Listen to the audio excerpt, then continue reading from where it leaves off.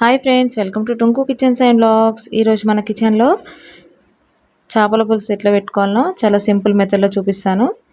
ఇంకొకటి, చేపల పులుసు ఎప్పుడు చేసినా ఒకే విధంగా అంటే ఒకే టేస్ట్ రావాలి అంటే నేను ఎలా చేస్తానో అలా చేయండి. చాలా చాలా టేస్టీగా ఉంటుంది. ఏ చేప తీసుకున్నా ఇదే మెథడ్లో చేస్తే చాలా పర్ఫెక్ట్గా వస్తుంది. ఇంకొకటి, ఇది జొన్న రొట్టెకి కానీ రైస్లో కానీ చాలా చాలా బాగుంటుంది. చాలా సింపుల్గా తొందరగా అయిపోయేట్టు. చేపల పులుసు అంటే అమ్మో చాలా టైం పడుతుంది అనుకుంటారు కదా, అలా ఏం కాదు, చాలా సింపుల్గా చేసుకోవచ్చు. ఇలా చేసుకున్నారనుకోండి, నేను ఇక్కడ చూపిస్తున్న ఇంగ్రీడియంట్స్ అన్నీ కూడా కట్ చేసి పక్కన పెట్టుకోవాలి. దాని తర్వాత చేప ముక్కలు నేను ఇక్కడ ఒక 2 కేజీల వరకు తీసుకొని కొట్టించుకున్న తర్వాత ఓన్లీ మిడిల్ పార్ట్స్, తోక, తలకాయ ఉంటాయి కదా, అవి మాత్రమే పులుసు పెడుతున్నా. ఇవి ఫస్ట్ ఉప్పు వేసి కడుక్కోవాలి, దొడ్డు వేసి మంచి నీట్గా కడుక్కొని పక్కన పెట్టుకోవాలి. ఇప్పుడు దీనికోసం చింతపండు నానబెట్టుకోవాలి. ముందే చింతపండు నానాలి కాబట్టి దానికి సరిపడా కొంచెం చింతపండు వేసుకొని నానబెట్టి పక్కన పెట్టుకోవాలి. ఇప్పుడు స్టవ్ మీద ఒక కడాయి పెట్టుకొని కొంచెమే ఆయిల్ వేసుకోవాలి. ఫస్ట్ కొంచెం ఆయిల్ వేసుకొని ఆయిల్ వేడిన తర్వాత మనం సన్నగా కట్ చేసుకున్నాం కదా అన్ని పచ్చిమిర్చి, ఉల్లిగడ్డలు, అట్లనే కొత్తిమీర, పుదీనా, ఒక 2 టమాటాలు, లేదంటే పెద్ద సైజు ఉంటే టమాటా ఒకటైతే సరిపోతుంది. ఇవన్నీ వేసుకొని ఫస్ట్ ఫ్రై చేసుకోవాలి. మనం ఇది పేస్ట్ చేసుకుంటాం కాబట్టి మరీ ఎక్కువ ఫ్రై అవ్వని అవసరం లేదనమాట. లైట్గా కొంచెం కలర్ చేంజ్ అయ్యి ఫ్రై అవుతే సరిపోతుంది. ఇలా మంచిగా ఫస్ట్ ఫ్రై చేసుకోవాలి. ఇవి ఇలా ఫ్రై అయిన తర్వాత తీసి పక్కన పెట్టుకోవాలి. ఇవి పూర్తిగా మొత్తం చల్లారిన తర్వాతనే మనం మిక్సీ చేసుకోవాలి కాబట్టి ఇవి ఫస్ట్ ఫ్రై చేసుకొని పెట్టుకోవాలి.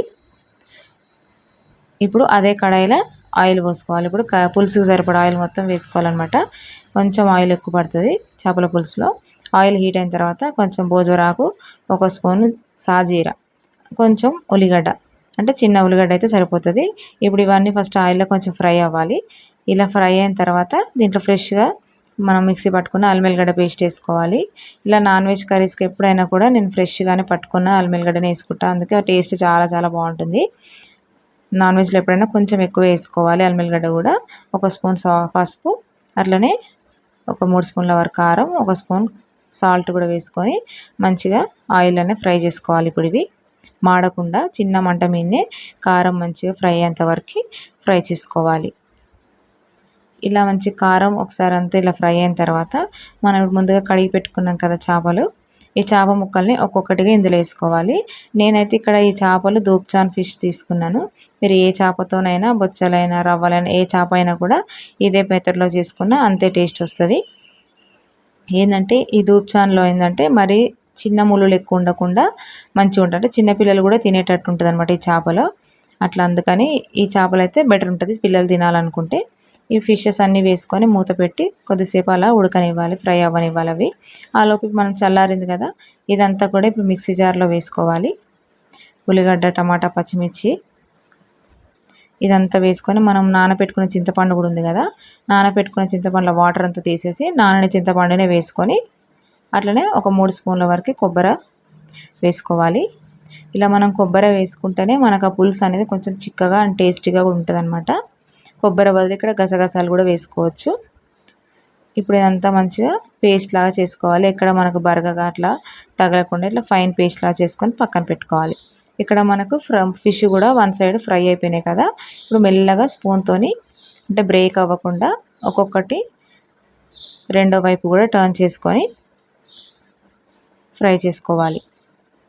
ఇప్పుడు మనం ముందుగా పేస్ట్ చేసుకున్నాం కదా, ఆ పేస్ట్ పైనుంచి అంతా ఒక లేయర్ లాగా వేసేసుకోవాలి. వేసి వెంటనే కలపకుండా అందులో నేను కొద్దిగా వాటర్ వేసి ఆ వాటర్ కూడా పోసేసి మూత పెట్టి ఉడికించుకోవాలి. ఇలా కొంచెం చేత్తోనే ఇలా రౌండ్గా తిప్పుకోవాలన్నమాట. అంటే గంటె పెట్టి మనం కలగబెడితే అదంతా ముక్క విరిగిపోతుంది కాబట్టి ఇలా అనుకొని మూత పెట్టి వదిలేసేయాలి. ఒక 5 to 10 మినిట్స్ తర్వాత మనకి గ్రేవీ అంతా దగ్గర పడుతుంది కదా, ఇప్పుడు సరిపోను వాటర్ వేసుకోవాలి. మనకు పులుసు అన్నాం కదా, ఆ ఫిష్ మునిగేంత వరకు నీళ్ళు పోసుకోవాలి. ఇప్పుడు సరిపడా సాల్ట్ కూడా వేసుకోవాలి. అంటే వాటర్ వేసాం కాబట్టి మనకు సాల్ట్ పడుతుంది కదా. ఇప్పుడు టేస్ట్ చూసి సాల్ట్ వేసుకొని అట్లనే 1 స్పూన్ ధనియాల పొడి, 1 స్పూన్ జీలకర్ర మెంతుల పొడి, అట్లనే 1 స్పూన్ గరం మసాలా వేసుకోవాలి. ఇక్కడ చేపల పులుసు అంటే ఖచ్చితంగా జీలకర్ర మెంతుల పొడి కూడా వేసుకోవాలి. అది వేసుకుంటేనే ఆ చేపల పులుసుకి ఆ టేస్ట్ అనేది వస్తుంది. ఇప్పుడు ఇవన్నీ వేసుకున్న తర్వాత ఇలా చేత్తోనే ఒకసారి కలుపుకొని మళ్ళీ మూత పెట్టి ఉడికించుకోవాలి కొంచెం చిన్న మంట మీద. చూసారు కదా, ఇప్పుడు మంచిగా ఆయిల్ అంతా పైకి వచ్చేసింది.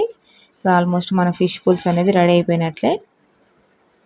ఇలా ముక్క తీసి చూస్తే కూడా బ్రేక్ అవ్వకుండా చాలా బాగా వచ్చింది కదా. అందుకే మనం ఎప్పుడైనా మన ఫిష్ పులుసు చేసేటప్పుడు స్పూన్తోని ఓకే కలపొద్దు అనమాట. అప్పుడే మనకి ఫిష్ అనేది బ్రేక్ అవ్వకుండా మంచిగా ఉంటుంది. ఇలా అంతా అయిన తర్వాత లాస్ట్లో కొంచెం కొత్తిమీర కూడా మీదంగా వేసుకొని మళ్ళీ ఒకసారి ఇలా తిప్పుకోవాలి కలపకుండా. అలా తిప్పుకుంటే మన ఫిష్ పులుసు అనేది రెడీ అయిపోయినట్లే. ఇంకా స్టవ్ ఆఫ్ చేసుకొని సర్వ్ చేసుకోవడమే.